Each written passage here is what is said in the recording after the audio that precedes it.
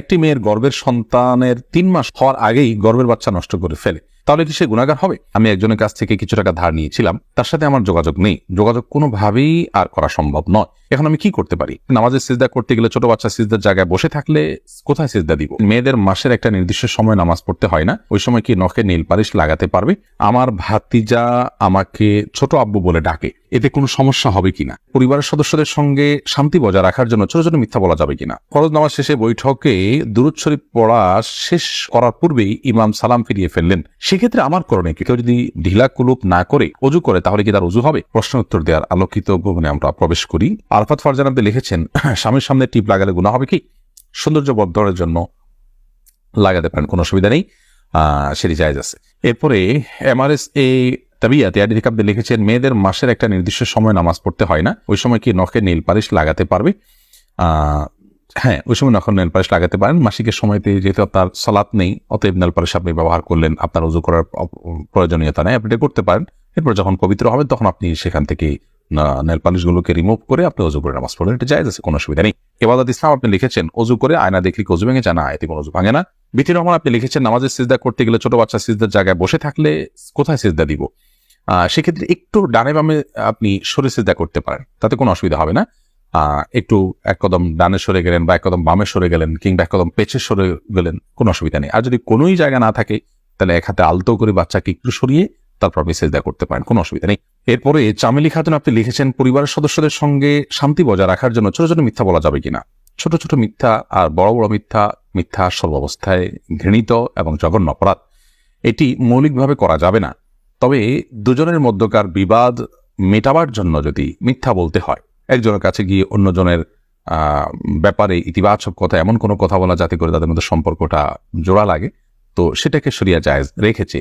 পরিবারের সদস্যদের মধ্যে যদি এরকম কোনো পরিস্থিতি তৈরি হয় তাহলে সেক্ষেত্রে ওই ধরনের মিথ্যা কথা বলা জায়েজ আছে। এছাড়া আপনি খেয়াল খুশি মতো আপনি মিথ্যা বললেন পরিবারের সদস্যদের মধ্যে, তথাগত শান্তি বজায় রাখার জন্য এটি জায়েজ নয়, বরং সত্যবাদিতার অভ্যাস আমাদের মধ্যে গড়ে তুলতে হবে। মিথ্যা আজ আমাদের রন্ধ্রে রন্ধ্রে ঢুকে গেছে, যার কারণে আমরা আমাদের কেনাকাটা, আমাদের কাজকাম, আমাদের শিক্ষা জীবন, আমাদের শিক্ষকতার জীবন, আমাদের কর্মজীবন, আমাদের জীবনের প্রতিটা ক্ষেত্রে আজ মিথ্যার সয়লাভ হয়ে গেছে। এই জায়গায় পরিবারের শান্তি বজায় রাখার নাম দিয়ে আবার তথাকথিত ছোট ছোট মিথ্যা বলার বিষয়টি কখনো অনুমোদিত হতে পারে না।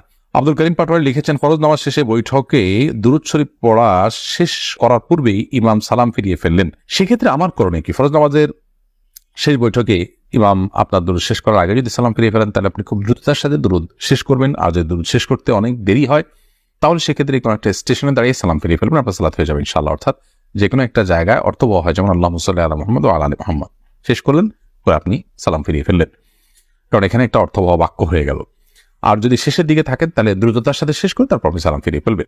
আফসানা শারমিন রোশনি আপনি লিখেছেন, আমার ছেলে 5 দিনের হায়াত নিয়ে দুনিয়াতে এসেছিল, আমার সন্তানকে আমার জন্য সুপারিশ করবে আল্লাহর কাছে? বল, আপনার সন্তান আল্লাহর কাছে ইনশাআল্লাহ বিদিন আপনার জান্নাতের পথকে সুগম করবে কিয়ামতের ময়দানে, এবং এ ধরনের সন্তান বাবা মার জন্য জান্নাতে অপেক্ষা করবে, এরকম বিভিন্ন বর্ণনা পাওয়া যায়। যদি আপনি সবর করতে পারেন, আল্লাহ তাআলা আপনাকে সবর করার তৌফিক দান করুন এবং উত্তম বিনিময় দান করুন। মোহাম্মদ মুনতাসির মাহমুদ আপনি লিখেছেন, নামাজে যদি নিজের অনিচ্ছা সত্ত্বেও কোনো দুশ্চিন্তা চলে আসে তাহলে কি নামাজের কোনো ক্ষতি হবে? নামাজের মধ্যে নিজের অনিচ্ছা সত্ত্বেও যদি দুশ্চিন্তা আসে তাহলে সেক্ষেত্রে এই দুশ্চিন্তা ফলশ্রুতিতে একজন মানুষ গুনাহগার হবেন না, বিশেষ করে যদি একান্তই অনিচ্ছায় আসে। কিন্তু সেটাকে যদি কন্টিনিউ করতে থাকেন তিনি, অর্থাৎ ভাবতেই থাকেন, ধরুন দুনিয়ার কোনো বিষয় মনে পড়লো আপনার জন্য যেটা দুশ্চিন্তার, এরপর ওইটা নিয়ে আপনি নামাজের মধ্যে ভাবতেই থাকলেন, তাহলে সেটা অবশ্যই আপনার জন্য গুনাহের বিষয় হবে এবং নামাজের আপনার যে প্রাণ সেটাকে নষ্ট করবে। হঠাৎ কোনো দুশ্চিন্তা হলো এবং মুহূর্তের মধ্যে সেটাকে আপনি ভুলে গিয়ে সালাতে মনোযোগী হয়ে গেলেন, তাতে কোনো অসুবিধা নেই, এটা ইচ্ছার বাইরে হয়েছে।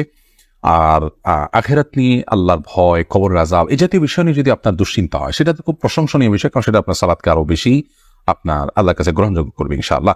জোস মাসুম মামুন এআইডি থেকে আপনি লিখেছেন, আমার ভাতিজা আমাকে ছোট আব্বু বলে ডাকে, এতে কোনো সমস্যা হবে কিনা?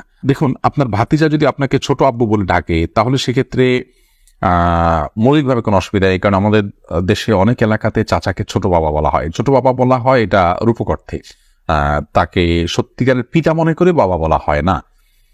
মানে আম্মুর রাজুল ইসিম ওয়াবি, একজন কারোর চাচা তার বাবার মতোই অনেকটা শ্রদ্ধার জায়গা থেকে এবং অন্য অনেক দিক থেকে, সেই জায়গা থেকে তাকে ছোট আব্বু বলার যে প্রচলন আছে, এই প্রচলনটা আপনার রূপক অর্থে বলা হয় সেই অর্থেই প্রচলনটা আছে, যার কারণে এটাতে আপনার বাপ নয় তাকে বাপ ডাকার যে অপরাধ, সে অপরাধ বা সে গুনাহ এখানে হবে না, কারণ ওই উদ্দেশ্যে কেউ বলেও না এবং বাবা হিসেবে গণ্য করে না। হাবিব রাজ আপনি লিখেছেন, আমার মামাতো বোন আমার বয়সে 5 মাসের বড়, আমি কি তাকে বিয়ে করতে পারবো? দেখুন, যিনি বয়সে বড় তার সাথে বিবাহ বন্ধনে আবদ্ধ হওয়া মৌলিকভাবে জায়েজ আছে, এটি কোনো নাজায়েজ বা হারাম কোনো বিষয় নয়।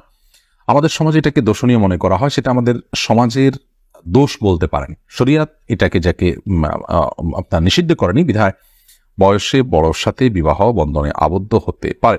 বিশেষ করে নবী করিম সাল্লাল্লাহু আলাইহি সাল্লাম তিনি নিজেও খাদিজা রাদিয়াল্লাহু তাআলা আনহাকে বিয়ে করেছেন, তখন খাদিজা রাদিয়াল্লাহু তাআলা আনহা বয়স তার চাইতে বেশি ছিল। তো এখান থেকে বোঝা যায় নিজের চাইতে বয়সে বড় কাউকে বিয়ে করাটা শরিয়া দৃষ্টিকোণ থেকে মৌলিকভাবে অনুমোদিত। এটাকে দোষণীয় মনে করাটা বরং দোষের বিষয়। আমাদের শরিয়াতে এত ফ্লেক্সিবল রেখেছে বিষয়গুলোতেই, অথচ আমরা সেগুলোকে অনেক বেশি আপনার সংকুচিত করে ফেলছি, এবং যার ফলশ্রুতিতে নানা রকমের অপরাধ প্রবণতা কিন্তু আমাদের সমাজে বেড়ে চলেছে। শারমিন আক্তার আপনি লিখেছেন, আমি একজনের কাছ থেকে কিছু টাকা ধার নিয়েছিলাম, তার সাথে আমার যোগাযোগ নেই, যোগাযোগ কোনোভাবেই আর করা সম্ভব নয়, এখন আমি কি করতে পারি? আপনি যদি তার সাথে যোগাযোগের কোনো সুযোগ না থাকে এবং যোগাযোগের কোনো সম্ভাবনা না থাকে, তাহলে সেক্ষেত্রে ওই টাকাটা কোনো গরিব দুঃখীকে দান করে দিবেন তার তরফ থেকে, অর্থাৎ তার তরফ থেকেই ডোনেশন করে দিলেন, দান করে দিলেন, সবটা তার আমল নামায় যুক্ত হলেন, মাধ্যমে ইনশাআল্লাহ আপনি দায়মুক্ত হওয়ার চেষ্টা করতে পারেন। তারিমা আপনি লিখেছে, আমি প্রেম করে বিয়ে করেছি, হারাম সম্পর্ক করেছি, এখন কি করলে আল্লাহ আমার সংসার জীবনকে সুখের করবে? কোনো উপায় আছে কি? আমাদের 2 দিন পর পর ছোট ছোট বিষয় নিয়ে অনেক ঝগড়া হয়, এখন আমরা কেউ কাউকে সহ্য করতে পারি না, এখন কি করলে আল্লাহ আমাদের শান্তি দিবেন? প্লিজ জানাবেন। বোন তারিমা, আপনারা আল্লাহর কাছে আগের কৃতকর্মের জন্য লজ্জিত হয়ে ধন্যবাদ ক্ষমা চাইবেন, চোখের পানি ফেলে মাপ চাইবেন যে আল্লাহ আমাদের অন্যার জন্য আপনি মাফ করে লজ্জিত থাকবেন। এর পাশাপাশি সুখী দাম্পত্য জীবনের জন্য আল্লাহর কাছে বিশেষভাবে দোয়া করবেন, সেই সাথে সুখী দাম্পত্যের জন্য যে আমলগুলো আছে সেগুলো করবেন, সবর এটার কসরত করবেন, যে ধৈর্য ধরে ধৈর্যের পাহাড় হওয়ার চেষ্টা করবেন, ইনশাআল্লাহ আল্লাহ তাআলা আপনাদেরকে সুখী করবেন। এ বিষয়ে আমাদের অনেকগুলো পরামর্শমূলক ভিডিও আছে, সেগুলো শুনতে পারেন। এমনি আলামিন লিখেছেন, কেউ যদি ঢিলা কুলুপ না করে অজু করে তাহলে কি তার অজু হবে? যদি পেশাবের পর পানি ব্যবহার করেন, তারপর আর পানি ফোটা পেশাব ফোটা না বাইর হয়, অজু হয়ে যাবে, ঢিলা করা তার জন্য ফরজ ওয়াজিব নয়। আর যদি আশঙ্কা থাকে তাহলে সেক্ষেত্রে আশঙ্কা দূর করা পর্যন্ত তিনি অপেক্ষা করা বা যেভাবে হোক এটা করা উচিত। তবে ঢিলা কুলুপ না করে পানি ব্যবহার করলেও পবিত্র হয়ে যাবেন, অজু করলে নামাজ হয়ে যাবে। আরফাত ফারজান আপনি লিখেছেন, আমি নামাজ পড়ার সময় আমার ছোট বাচ্চা নামাজের সামনে হাঁটাহাঁটি করে, এদিকে ওর বা আমার কোনো গুণ হবে না, এতে গুণ হবে না। মাইদুল ইসলাম সুবর্ণ আপনি লিখেছেন, একটি মেয়ের গর্ভের সন্তানের 3 মাস হওয়ার আগেই গর্ভের বাচ্চা নষ্ট করে ফেলে, তাহলে কি সে গুনাহগার হবে? গর্ভের বাচ্চা নষ্ট করা সর্বাবস্থায় অপরাধের কথা, কিন্তু যদি সন্তানের মধ্যে হার্টবিট বা প্রাণ সঞ্চারিত হওয়ার আগেই আপনার কোনো এমন ওজরের ভিত্তিতে সেটি নষ্ট করা হয় যে ওজরটি শরীয়া গ্রাহ্য, যেমন তার ফলশ্রুতিতে মার শরীর বা জীবনের মধ্যে হুমকি আছে, বা বড় কোনো বিপদ হতে পারে, বা বড় কোনো সমস্যা আছে, এরকম কোনো ওজরের ভিত্তিতে যদি এটা করে, তাহলে সেটা ক্ষেত্র বিশেষে ওজরের উপর নির্ভর করে সেটা জায়েজ হতে পারে।